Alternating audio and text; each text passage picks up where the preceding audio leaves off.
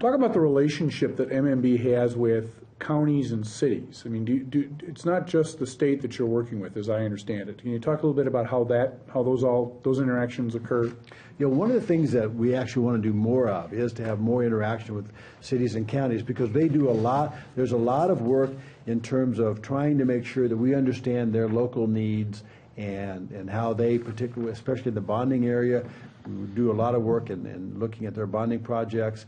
But we do also a lot of work in looking at their needs for local government aid or any other kinds of assistance. And I think one of the things that we could do more of is more coordinated effort to make sure that if the state's going to do something in a county, that county is involved with that. I think the governor's proposal, for example, on the child protection services, he's put in his budget over $50 million to respond to the task force that was put together to come up with better ways to handle child protection around the state to protect children.